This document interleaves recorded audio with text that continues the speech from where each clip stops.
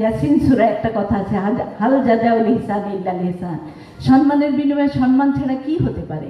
আজকে তোমাদেরকে আমরা সম্মান দিব, তোমরা সম্মান করবে এ দেশের মানুষকে, তোমরা সম্মান করবে নিজের পিতামাতাকে, তোমরা সম্মান করবে এ দেশের নিপীড়িত মানুষকে, তাদের কল্যাণে নিজেদের নিয়োজিত করে। তোমরা জানো বাংলাদেশ অনেক সমস্যার জর্জরিত দেশ। তোমাদের সামনে আমি রাশেদা বেগম হিলা উপস্থিত হয়েছি।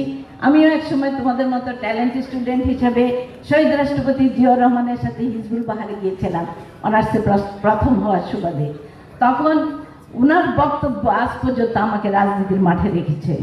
উনি আমাদেরকে ওনার বক্তব্যে কথাটা বলেছিলেন যে বাংলাদেশ একটা অনেক সমস্যার জর্জরিত দেশ। তুমি একটা সিম্পল উদাহরণ দিয়ে বলেছিলেন এ দেশের অর্থনীতির কথা, যেমন এমন একটা কম্বল যা পা ঢাকলে মাথা খালি হয়ে যায়, মাথা ঢাকলে পা খালি হয়ে যায়, এমন একটা অর্থনৈতিক অবস্থা থেকে আমাদেরকে উনি উৎসাহিত করেছিলেন যে দেশের দায়িত্ব তোমাদেরকে নিতে হবে এবং দেশকে এগিয়ে নেওয়ার জন্য তোমাদের কঠোর পরিশ্রম করতে হবে। দেশ তোমাদের কি দিল সেটা সবচেয়ে বড় কথা না, দেশকে তুমি কি দিলে সেটা সবচেয়ে বড় কথা।